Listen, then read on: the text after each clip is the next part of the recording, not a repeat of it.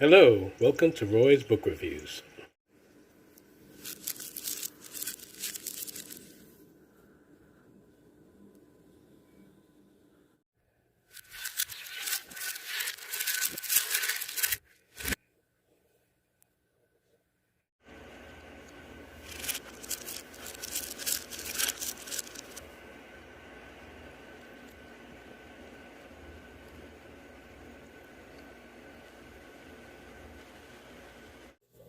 Hi, welcome to Roy's Book Reviews. Today I would like to discuss with you the novel Tony and Susan by Austin Wright. In my opinion, Tony and Susan is a riveting read. Or perhaps I should say a riveting read contained within an excellent read.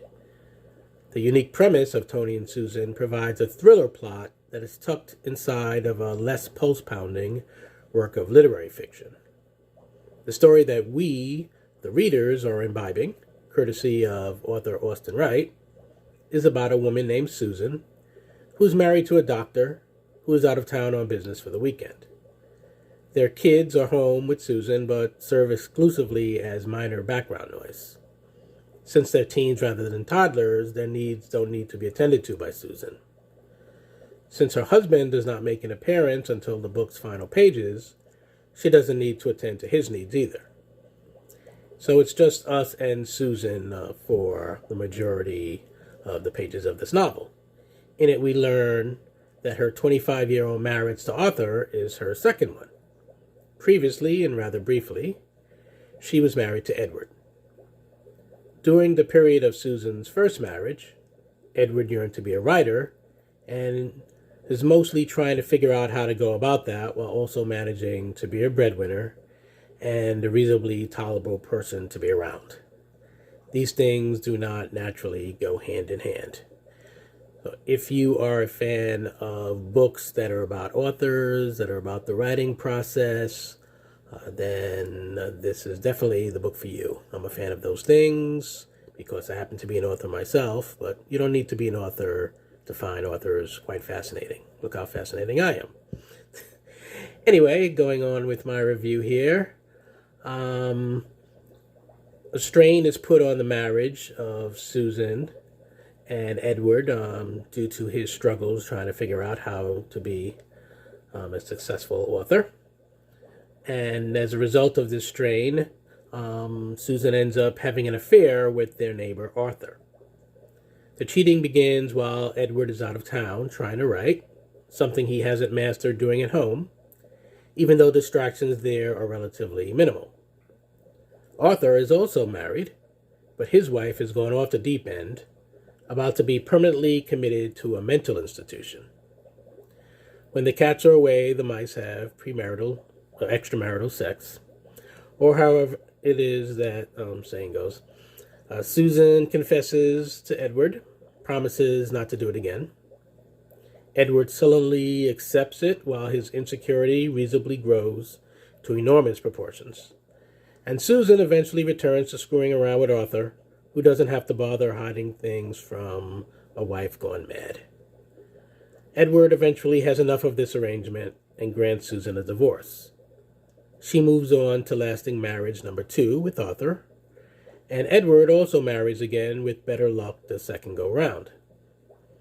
I should also mention that Susan and Edward grew up together, not only in the same neighborhood, but in the same house, because Susan's parents took him in after Edward is left parentless.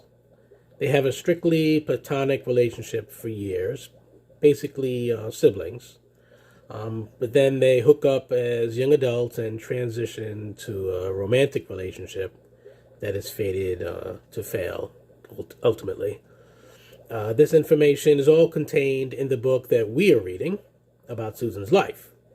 But Susan has different reading material in hand that we are also privy to, basically reading over her shoulder. One day, a few months prior to the weekend when Arthur is out of town, hopefully not continuing to have sex with the mistress that he promised not to screw around with anymore, Susan receives a package in the mail. It's the manuscript of a novel, the one that her first husband Edward has finally gotten around to writing. He wants to get his ex-wife's opinion on it, for he has always valued her opinion, if not her ability to remain faithful.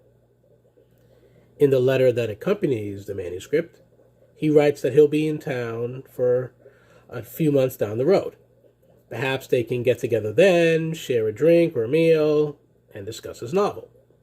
Susan procrastinates and does not begin reading it until 3 days before Edward said he would be in town. Over those days, in a relatively quiet house with her husband out of town, Susan will read the manuscript so that she'll have something to say about it when Edward presses her for opinions. So we, the reader, end up reading 2 books at once. The one about Susan, entitled Tony and Susan, and the one written by Edward, entitled Nocturnal Animals. The latter is the thriller I referenced earlier. It is a heart-pounding page-turner that's near impossible to put down. The only reason we ever do is when Austen Wright chooses to have Susan put it down to return us briefly to her world. Tony and Susan goes back and forth between itself and the novel it contains, with the latter being the one that truly has us hooked. All along, I found myself wondering, why didn't Austen Wright simply write the novel that his character Edward wrote, since that's the one we can't get enough of? What will be the dastardly connection finally made between the inner story and the outer story? Is Edward's manuscript perhaps an elaborate clue about something he has planned for Susan? Some ridiculously long-awaited payback for her infidelity? No way to know until we and Susan get through Edward's book, and they then have their reunion, or at least that's how it seems.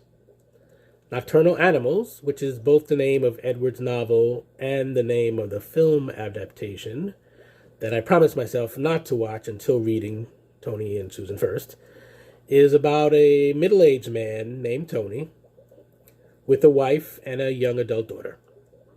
While driving to their summer house in Maine, they end up getting into a confrontation with guys in 2 other cars driving on the same road in the hours between midnight and morning.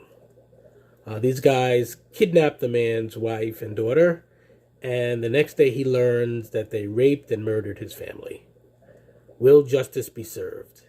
If not justice from the legal system, will the math professor, perhaps a coincidental job allocation, since Susan also teaches for a living, perhaps not, who finds himself suddenly without wife and daughter, neither of whom is named Susan. The Susan that eventually shows up in Edward's novel is a minor, inconsequential character, and that may be a bit of a dig. Will he settle for vengeance with the help of a twisted cop who works on the case? Like Susan, we are fully absorbed in Nocturnal Animals. Unlike her, we aren't burdened with contemplating what Edward might be saying about us through his novel. I won't spoil the ending of either Tony and Susan or of Nocturnal Animals. I won't even hint at whether either story's ending floored or underwhelmed me, or perhaps lay somewhere in the middle. You can judge that for yourself if and when you choose to read Tony and Susan, which I do recommend doing. I'll conclude this review by stating that Austen Wright was a gifted writer who basically gave us 2 wonderful novels for the price of 1. 2 books that aren't even the same genre. I enjoyed both stories contained within Tony and Susan. It's a book I won't easily forget, and a book I won't easily forget. This novel will especially resonate with anyone who has ever written a novel or worked up the nerve to ask a loved one to read their novel, or anyone who has ever been the loved one asked to read that book. What will be the right things to say about it? What will most definitely be the wrong things? Cross your fingers and hope it will be good enough for the necessity to lie to be kept minimal. That's pretty much all I have to say, I think. I have not seen the movie Nocturnal Animals yet. It's on Netflix, so I'll check it out soon.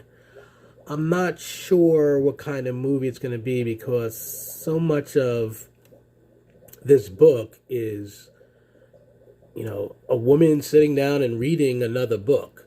Obviously, the movie is going to reenact the story that she's reading, so that will be very exciting because the story within the story is very thrilling, and you're like, what in the world is going to happen here, and you're terrified for these people.